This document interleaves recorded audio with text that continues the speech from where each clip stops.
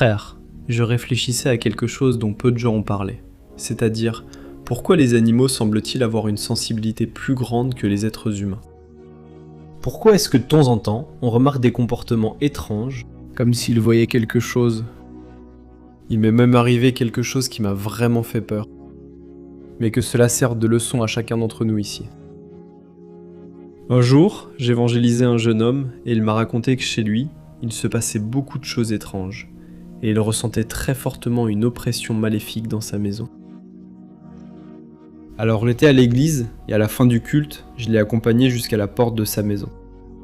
Quand nous étions là, il était déjà environ 11h30 du soir, presque minuit. Soudain, une chouette s'est posée là, près de la voiture, et cette chouette me regardait. J'écoutais ce qu'il disait, tu vois. Nous étions tous les deux assis sur le siège avant de la voiture, et je regardais cet animal. Cette chouette-là. Frère, vous croyez qu'à ce moment-là, j'ai ressenti quelque chose de Dieu, tu sais? J'ai reçu un discernement spirituel. Le diable essayait d'écouter notre conversation. C'était un jour de grande chaleur. Les vitres étaient ouvertes, et j'ai compris qu'à ce moment-là, le diable, frère, il était là dans ce corps. Parce que vous savez que Satan, c'est un ange déchu.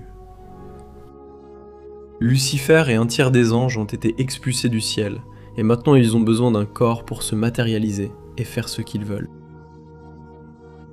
Nous voyons, n'est-ce pas, le premier cas de possession démoniaque dans le jardin d'Éden, lorsque Satan est entré dans un serpent et a parlé avec Ève. Enfin, à ce moment-là, j'ai eu le discernement, et pendant que je parlais avec lui, j'ai dit « Écoute, juste 1 minute ». J'ai tendu mes mains, frère, vers ce hibou, et j'ai dit « Sors d'ici, Satan, au nom de Jésus ». Frère, c'était instantané. À l'instant même, il a battu des ailes et s'est envolé. Et tout de suite, le gars à côté de moi n'a rien compris. Moi non plus. Hein? J'avais conscience que cela se passait vraiment. Mais la vérité, frère, c'est qu'on ne peut pas prendre ça à la légère. Parce que le monde spirituel est sérieux. Il est réel. Alors je vais vous raconter ici quelques témoignages. Je vais expliquer dans la Bible pourquoi les animaux ont cette sensibilité. Pourquoi le diable utilise les animaux. Je vais apporter quelques points de vue intéressants. Mais je veux déjà vous prévenir. La vidéo d'aujourd'hui n'est pas pour tout le monde. C'est pour ceux qui croient au pouvoir de Dieu. Pour ceux qui croient que le monde spirituel n'est pas une blague. D'accord ? Alors abonne-toi déjà à ma chaîne. Chaque jour je serai ici pour prier pour toi. Je veux aussi t'apporter des enseignements intéressants de la Bible avec des sujets actuels du quotidien. Alors allons-y. Pourquoi les animaux ont-ils cette sensibilité ? Je sais que beaucoup de personnes préfèrent croire en la science, n'est-ce pas ? Parce que la science dit que les animaux ont une ouïe très développée. Ils ont une vision bien meilleure, beaucoup plus nette que celle de l'être humain. Mais aujourd'hui, nous allons parler du côté spirituel. Et tu sais ce qui est le plus intéressant ? La plupart des gens considèrent le comportement des animaux comme un simple instinct, n'est-ce pas ? Quand le chien commence à grogner, qu'il commence à devenir agressif en regardant un mur ou un couloir sombre, tout de suite, à quoi pense-t-on ? Il doit voir un insecte sur le mur, il a dû entendre le bruit d'un rat dans le grenier de la maison, n'est-ce pas ? Ou alors ça doit être le vent dehors, et on essaye toujours d'expliquer ça par le côté physique, par le côté naturel des choses, n'est-ce pas ? Ou alors quand le chat se fige, n'est-ce pas ? Il hérisse ses poils, et il regarde autour de lui, comme s'il voyait quelque chose. En vérité, on essaie de trouver une explication logique simplement parce qu'on a peur, n'est-ce pas ? On a peur de ces choses-là, ou alors on ne veut pas reconnaître qu'il pourrait y avoir quelque chose de plus dans notre maison. Mais je veux que vous fassiez très attention à ceci. Regardez, la Sainte Bible, frère, n'a jamais considéré les animaux comme n'importe quel être. Bien sûr, nous avons un esprit, nous sommes éternels, et les animaux, eux, n'ont qu'une âme. C'est un type d'âme différent, aussi de celui de l'être humain. Mais je ne veux pas entrer dans ce détail dans cette vidéo. Je veux juste te dire que les animaux, d'une certaine manière, ont une sensibilité plus grande. Parce qu'ils n'ont pas été contaminés par le péché, comme nous l'avons été, car le péché nous a rendus aveugles. Et quand Dieu a créé les animaux, il leur a donné une âme pure, une âme qui n'a pas d'orgueil. Réfléchis avec moi, les animaux n'ont pas la méchanceté que l'être humain a. Ils agissent simplement par instinct, n'est-ce pas ? Alors, ces choses qui entrent dans notre cœur finissent par nous aveugler. C'est pour ça qu'un enfant est plus pur, il est plus sensible. D'ailleurs, j'ai déjà fait une vidéo ici sur ma chaîne, en montrant que ma fille, Elle jouait là-bas quand elle était toute petite. Elle avait environ 1 an, 2 ans, et elle jouait là-bas. Pendant environ 3 minutes, j'ai réussi à filmer un petit peu, mais je suis sûr, mes frères, qu'elle jouait avec des anges.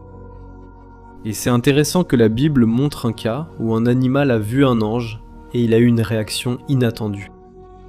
Je veux résumer ici, juste pour que vous compreniez ce qui est écrit, là dans le livre des Nombres, chapitre 22, où il est question d'un prophète appelé Balaam. La Bible raconte que le roi Balak était un homme qui avait peur d'Israël, parce qu'il avait déjà entendu beaucoup d'histoires sur la façon dont Dieu protégeait le peuple d'Israël.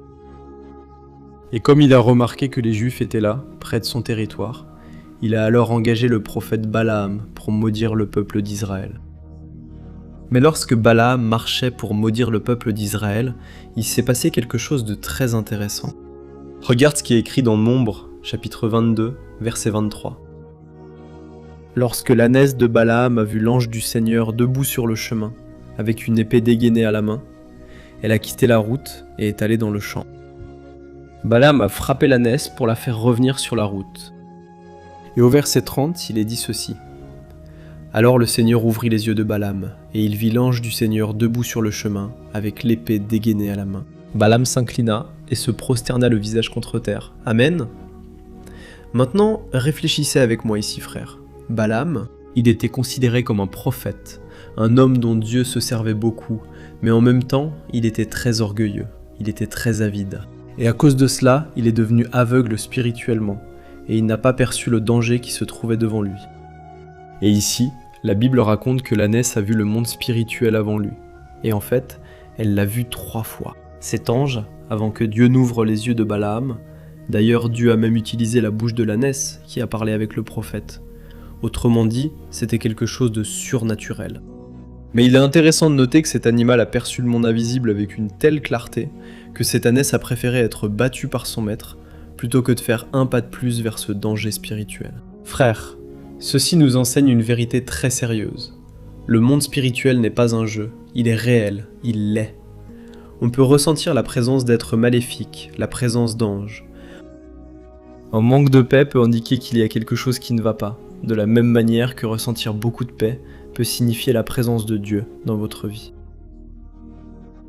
Alors comme je vous l'ai dit, cela ne vaut pas seulement pour les anges, mais aussi pour les démons. Et la Bible donne un autre exemple. Lorsque Jésus était ici sur terre, une fois, il est allé prêcher dans le pays des Géraséniens. Et alors il a libéré un autre homme qui était dominé par des esprits mauvais. Et avant que les démons ne quittent cet homme, ils ont supplié Jésus de les laisser entrer. Dans un troupeau de porcs. Mais ce n'était pas 1 ou 2 porcs, il y avait environ 2000 porcs qui paissaient là sur la colline. Et la Bible précise très clairement qu'au moment où les démons sont sortis de cet homme et sont entrés dans les porcs, ces animaux ont ressenti la présence maléfique et se sont complètement affolés. Tellement que tout le troupeau, environ 2000 porcs, a couru en bas de la colline et s'est noyé dans l'eau. Regardez la sensibilité des animaux, frères. Ils n'ont pas supporté de rester ne serait-ce qu'une minute en présence du mal à cet endroit. Cela nous aide à comprendre certaines choses, frères. Et je veux même vous présenter ici quelques témoignages que j'ai trouvés sur internet, et je sais que vous y croyez. Comme je l'ai dit, cette vidéo n'est pas pour tout le monde, mais je vais vous raconter ici le premier cas, qui habitait dans l'arrière-pays de Sao Paulo. Je lisais ici. Ils ont dit que, pendant qu'ils habitaient dans une ferme, c'était un matin comme les autres. Et ils ont trouvé là, à la porte, au portail d'entrée, une offrande remplie de choses comme ça. Des bouteilles avec des liquides noirs. Oui, ils ont trouvé des tissus attachés, et quelques petites poupées, tu sais. Ils n'ont rien compris sur le moment, ils ont aussitôt chassé cela. Mais quand ils ont regardé le chien qui était là dans la maison, un bâtard, très doux, très calme, ils ont remarqué que le chien était bizarre, il faisait les 100 pas, il était mal à l'aise, tu vois. Et là, ils n'ont pas compris, mais leur chien, tout à coup, a commencé à raidir ses pattes, sa colonne s'est courbée, et ses yeux sont restés figés. C'est comme s'il ne reconnaissait même plus ses maîtres, et alors la famille qui vivait là, à la ferme, ils sont allés s'approcher du chien, et ils ont remarqué qu'il était vraiment différent. Et à ce moment-là, le chien a commencé à faire des bruits étranges. Mais il ne grognait pas, il n'aboyait pas. Ça ressemblait à une voix grave d'une personne, comme s'il les menaçait, tu vois. Et c'est à ce moment-là qu'ils ont commencé à prier, ils ont commencé à réprimander le mal, ils ont commencé à tendre les mains vers le chien et à chasser tout le mal. C'est à ce moment-là que le chien est tombé. Il est resté là, les yeux fermés, à moitié conscient, et ils ont compris que le diable était en train d'entrer dans le corps du chien. Alors mes frères, si je vous raconte ça, ce n'est pas pour que vous ayez peur. C'est pas non plus pour que vous ayez pitié des animaux, c'est pas ça. C'est juste pour que vous compreniez que cela peut arriver. Mais je vais vous expliquer à la fin de la vidéo ce que vous devez faire si vous êtes témoin de quelque chose de similaire, d'accord ? D'ailleurs, si vous avez déjà vécu une expérience surnaturelle chez vous, si vous avez déjà été témoin de quelque chose d'étrange avec des animaux, je veux que vous laissiez aussi votre commentaire ici, parce que cela va renforcer la foi des frères. Cela va montrer aux gens qu'on ne peut pas prendre ça à la légère.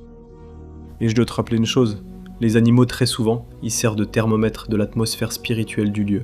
Tu comprends ? Pour cela, je vais te montrer un autre exemple, que j'ai lu aussi, en regardant une autre vidéo. C'était une vidéo américaine, qui parlait justement de la présence, tu vois, des environnements et du lien avec les animaux.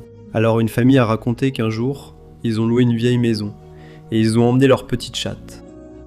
Et dès les premières semaines, les voisins ont prévenu que l'ancien occupant de cette maison, il faisait des rituels macabres, il ne savait pas expliquer de quelle religion il s'agissait. Mais la famille a alors commencé à s'en rendre compte. Vraiment. Quelque chose d'étrange, c'est que leur chatte n'entrait jamais dans une petite pièce, qui se trouvait tout au fond de la cour. Et si quelqu'un essayait de l'emmener à la porte de cette pièce, elle paniquait. Elle se courbait, plantait ses griffes dans la personne, griffait, criait. Mais ils ne savaient pas ce qu'il y avait à l'intérieur, et personne n'avait le courage d'y entrer. Et ce qui les surprenait le plus, c'est que leur petite chatte était très douce, très docile. Et puis finalement, ils ont découvert ce qu'il y avait là, ils ont appelé les frères de l'église, ils sont allés faire une veillée de prière dans la pièce, et il y avait vraiment des livres macabres, il y avait beaucoup de choses étranges, alors ils ont tout brûlé, ils s'en sont débarrassés, et il n'est plus jamais rien arrivé d'étrange dans la maison. Alors frères, la Bible parle aussi en détail dans le livre de Job, qui montre que les animaux ont une perception plus grande de la création, sur tout ce qui se passe dans le monde, visible et invisible. Regardez ce qui est écrit dans Job, chapitre 12, du verset 7 au 10. Il est écrit « Demande aux animaux, et ils t'enseigneront.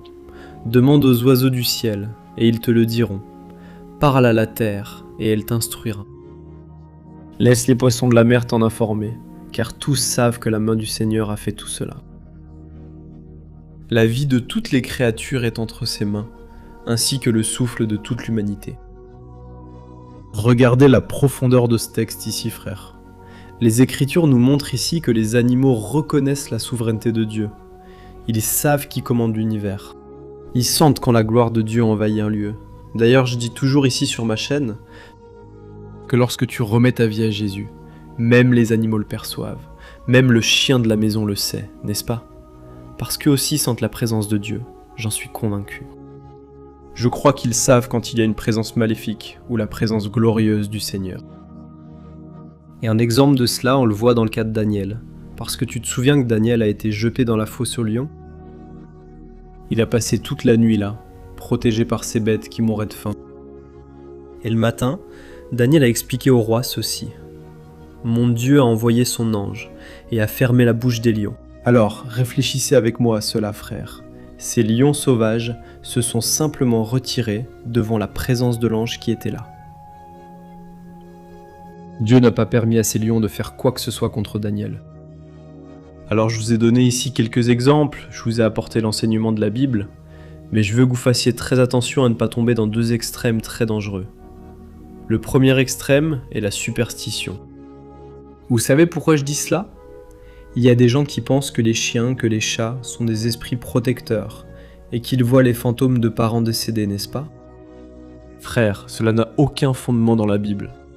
La parole de Dieu dit très clairement qu'il est réservé à l'homme de mourir une seule fois, après quoi vient le jugement. Donc, ceux qui sont morts ne restent pas à errer dans la maison. Les animaux, frère, ils ne voient pas de fantômes. Ils perçoivent seulement la présence d'un être de lumière ou de ténèbres, que la Bible appelle ange ou démon, ange ou ange déchu, tu comprends ? Donc il n'existe pas cette histoire de parents ou de personnes qui vivaient dans la maison, qui y a habité et qui errent maintenant par là. Non mes frères, en réalité c'est la présence démoniaque ou la présence d'anges, d'accord ? Et le deuxième extrême, très dangereux, dont vous devez vous méfier, c'est d'être incrédule. Parce qu'il y a beaucoup de gens qui ne croient plus du tout à tout cela. La personne a été frustrée pour une raison ou une autre, ou alors elle a beaucoup cherché Dieu, mais d'une manière superstitieuse, comme si elle voulait marchander avec Dieu. Et puis, comme rien ne s'est passé, la personne s'est simplement découragée, et maintenant elle ne croit plus en rien. Et je me suis même souvenu, frère, d'un autre détail. Une fois, je priais chez quelqu'un, et le chien frappait très fort à la porte. Et j'ai trouvé ça très étrange, parce que je me suis dit, c'est justement au moment où nous sommes ici en train de prier, qu'il a commencé à agir comme ça, tu vois. Et alors, dans le doute, frère, ça ne coûte rien de prier, tu es d'accord ? Tu ne vas rien perdre, et tu n'exagéreras pas si tu pries trop. J'ai simplement commencé à réprimander, j'ai tendu la main là où le chien était, et j'ai ordonné à toute présence maléfique de partir. J'ai ordonné qu'elle parte, et à ce moment-là, le chien a commencé à se calmer. Alors frère, le monde spirituel existe, il est réel, et ce n'est pas une plaisanterie. Et je voulais que vous sachiez une chose, malgré tout, les animaux n'ont pas cette autorité que nous avons. Rappelez-vous que j'ai raconté l'histoire de l'ânesse de Balaam qui a vu l'ange, mais elle n'a rien pu faire, elle a simplement été effrayée par cet ange et s'est arrêtée. Elle n'a plus rien fait. Pourquoi ? Les animaux, eux, n'ont pas ce pouvoir de chasser le mal, ou simplement de voir ou de ne rien voir. Ils n'ont pas cette autorité, mais nous avons déjà cette autorité. Amen. Par nous-mêmes, nous ne sommes personne, c'est la vérité, nous sommes faibles, nous sommes des pécheurs, nous n'avons aucune force contre le mal. Mais là, sur la croix du calvaire, Jésus-Christ a désarmé toutes les forces des ténèbres. La Bible dit qu'il a payé notre dette, il a déchiré notre dette dans le monde spirituel, et maintenant, il est notre défenseur. Et c'est par son sacrifice que nous recevons cette autorité. D'ailleurs, Jésus lui-même a dit qu'en son nom, nous pouvons chasser les démons. Nous marcherons sur des serpents et des scorpions. Autrement dit, le mal doit nous obéir, non pas à cause de notre vie, mais parce que maintenant le sang de Jésus est sur nous, et Jésus nous a déjà donné cette autorité. Alors je veux te poser une question. As-tu déjà donné ta vie à Jésus ? T'es-tu déjà repenti de tes péchés ? As-tu présenté ta maison devant Dieu ? As-tu fermé les brèches ? A Deus fechar as brechas. Une chose est certaine, un jour, nous quitterons ce monde. Et si notre âme n'est pas connectée à Jésus, si nous n'avons pas son sang sur nos vêtements, malheureusement, nous ne serons pas sauvés. Alors c'est vraiment très sérieux. Frères, je souhaite de tout cœur que vous puissiez vraiment avoir une relation avec Jésus et que vous n'ayez peur de rien. Parce que une chose que j'ai apprise, j'avais peur du diable. Jusqu'à ce que je découvre que c'est le diable qui a peur de moi. Pas à cause de ma vie, mais parce que Jésus est avec moi et que le diable tremble devant le Seigneur Jésus. Amen. Dieu est avec toi, crois-le. J'espère que ça t'a plu. Et maintenant, la seule chose que je te demande, c'est de partager. Je sais qu'il y a beaucoup de gens qui ont besoin d'entendre ce message. Et Dieu peut se servir de toi dans leur vie. Amen. Je vais aussi laisser ici à l'écran une vidéo pour que tu puisses regarder, je suis sûr que tu vas aimer. Que Dieu te bénisse.